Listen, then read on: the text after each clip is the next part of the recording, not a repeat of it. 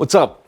Welcome back to the channel. All right, so this is going to be a very long video to begin with. If I were to do a full breakdown of what I wanted to talk about, especially on the recap, it probably would have been significantly longer. So I polled you guys on Instagram. I went ahead and asked, should we do one really long video breaking down all the events that I've been to in the past year and a half, or should we cut it up into several videos? So I'm going to do that. Just to give you an idea of how many events we're talking about here, I have a list. I had to write a list down because I'm really bad at memory. Anyways, we left off at Formula Drift Long Beach on the last video. So we went to, that was in 2023, by the way. So we went to Formula Drift Atlanta 23, New Jersey 23, St. Louis, Irwindale, all in 23. Stopped by Hyperfest 23. That was a fun time. Then I've had several U.S. drift events, Langley Drift Club events. We also did Drift Appalachia stages 2, 3, and 4. Two of those were in West Virginia. One of those was in Kentucky. Then after stage 2, I went right on into Drift Week. Stopped by the RTR Lab for the first time, which was awesome. We also did the RTR Lab event for Chelsea's championship. That was really neat to stop by. A lot of these I don't have videos for. Some of these I'll just have pictures. Obviously, I'm primarily a photographer who does video on the side. If you're a photographer and you're not getting into video, you're doing it wrong. Just letting you know that right now, especially if you're a one-man operation like me. Like right now, I shoot, I write my scripts, if there's a script. Most of the time there's not. But I come up with my ideas, I shoot, I edit, all this stuff on my own. It's possible to do. It's very difficult, but for me, it's worth it. It's a lot of fun. We'll get into that later when we talk about the subject that I want to talk about.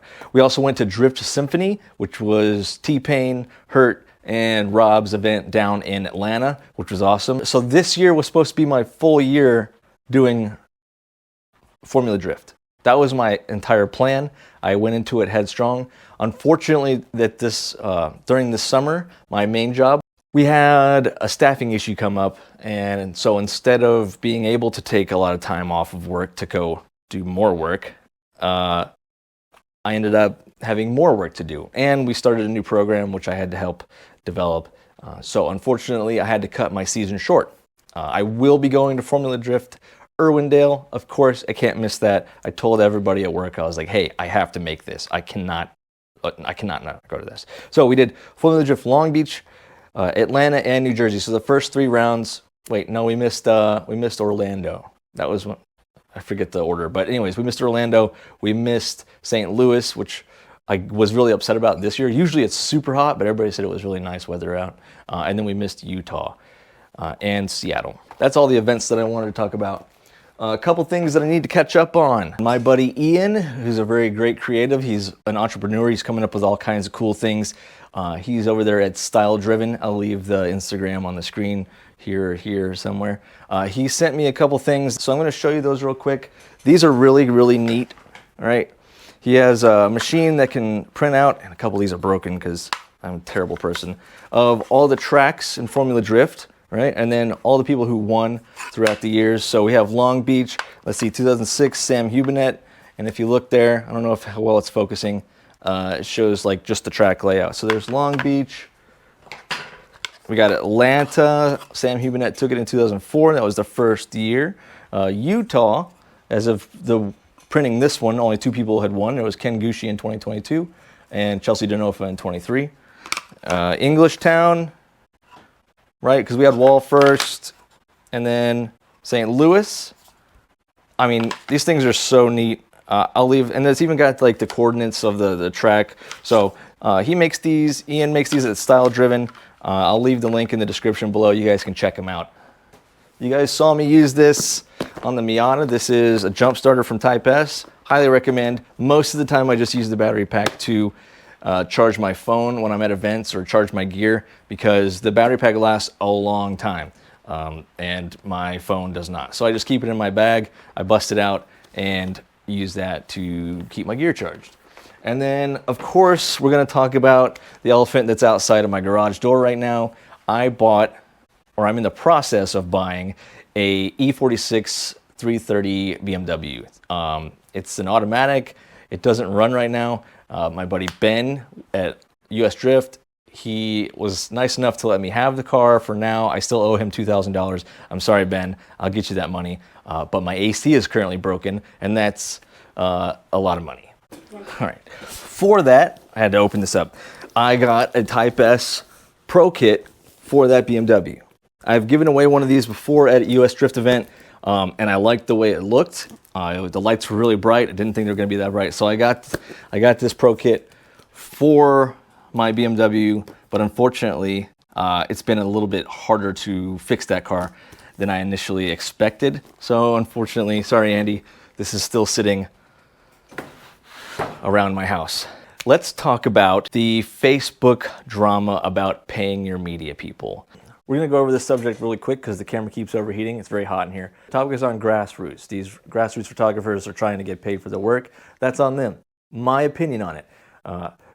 These guys are out here, they spend almost all their money on their cars, on tires, getting out there, so they don't have a lot of money. If you do have some money and you would like to tip your photographers when they send you a picture, go for it, okay? As a photographer, I'm not out there trying to make money off of you. I'm trying to make money off of brands, companies, etc. Things that I can sell as ads or as social media content, etc. That's my goal. You guys always say, hey, you guys should be out here doing it for fun. If you're really passionate about it, you do it for fun. Absolutely, 100%. Just know that if your car looks like crap, I'm not going to shoot your car, okay? I'm doing it for fun. I'm going to shoot the cars that I want to shoot. I'm going to edit the pictures that I want to edit, and I'm going to send them to the people that I want to send them to. If you want one of my pictures, tell me ahead of time. I will shoot your car. When I send pictures to people, I don't put a price tag on it. I say, hey, if you want to send me money, here's my PayPal link. Send me whatever you want. All right. You don't have to send me anything. You don't have to send me anything. All right. You could literally just take the shots. I don't care. My goal is to work for companies, work on big projects, etc. That's why I'm trying to expand my skill set. Photography, videography, editing, social media algorithms, etc. That's what is going to get you paid. If you just sit there with your point and shoot camera, you're not going to make a lot of money. If you like doing it for fun, go ahead. If you like to keep spending hours editing and dropping these massive album drops, that's fine. Go ahead. If that's what you do for fun, I'm 100% okay with that.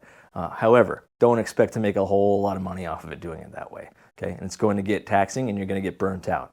It's a lot of work that you're doing. Same with video guys. The gear for video is super expensive as well. So you got to keep that in mind. Stop trying to gatekeep your content unless you have a really niche content, right? Drone guys, you guys are amazing. You have a very specific skill and talent. Obviously, you should be compensated for that work. Photo guys, you guys are picking up a camera. I think it's kind of a fad these days for automotive photography. A lot of people won't stay. I can't tell you how many people, when I was coming up over the past 16 years, told me, oh, you should do it this way, you should do it that way if you want to be big in photography. Rule of thirds. Guess what? Almost every single person that has given me that kind of feedback is no longer taking pictures. It's just how it is, all right? I do this for fun. I want to do this for fun. I want to do this as a job. Just do what you like. If you want to be successful, you need to find other ways. Don't gatekeep your content, all right? I used to put watermarks on my pictures just so people will know who I am. Now I don't really care. I see all the time professional drivers using my photos as their profile pictures. And guess what? That's awesome. That makes me so happy. I just look up and I say, that's my picture. I found out the other day, thanks Matt for letting me know, James Dean's phone background is a picture that I took. That is so cool to me. That's the things that make me feel good. Did I get paid to go to Long Beach? Well, Brian helped me out. Brian Eggert helped me out. He gave me a hotel or a flight. But that's the cool part about it, right? My whole goal is to spend as little amount of money of mine as possible to get to these events. And you have to develop the relationships to do that. All right. It's not all about getting big paychecks. All right. Maybe it's about getting free airfare, getting a place to stay. I stay with Andy from Type S all the time. He's a good friend of mine. I love you, Andy. Can't wait to see you in Irwindale, right? Because that's what it's about, developing the relationships with these people. It's not just about standing in a corner with a camera, taking a picture. All right. I got to hurry this up because I'm sure the camera's getting hot. But anyways, that's just what I want to talk about. Don't expect to make a lot of money off of this. If you want to do it for fun, go to the events that you want to go to. Shoot the cars that you want to shoot. Edit the photos that you want to edit. Do it for fun. If you happen to make some money off of it, that's awesome. Even if it's just a free meal at the track. That's just, I'm tired of this back and forth between the drivers. I give a lot of my friends crap all the time, like, hey, I'm not giving you these pictures until you pay me. My buddy Zach, he gave me $7 for pictures. I don't care, honestly. Like, I bring it up all the time, like I give him a hard time. I don't care. He's my friend, right? We have that relationship. Do I want to drain his bank account dry? Absolutely not. But you need to get out there and shoot. Whatever it takes, right? Every little bit helps. So if you do start sending pictures to people, just maybe do like I do. You can do whatever you want. It's a free world, right? Do whatever you want. I send them pictures, say, hey, I think these are really good. And if you would like to pay me for these, here's my PayPal link. Just throw whatever you want in there. It doesn't have to be a lot of money. But every little bit counts, I could tell you that. But that's my opinion on it. All right, what are we doing in the future? We're doing Formula Drift Irwindale. We're doing Drift Appalachia. We're doing US Drift Bayside Bash. And then maybe the next Drift Symphony. I don't know. I got to talk to the Nappy Boy guys on that one. But that's what's going on with me. Thank you for watching. I'm sorry that maybe this opinion isn't really what you wanted to hear. I think I cut this video down a lot, primarily because of the GoPro overheating. I had way more to talk about, but that's just the gist of it, okay? Stop fighting, you guys.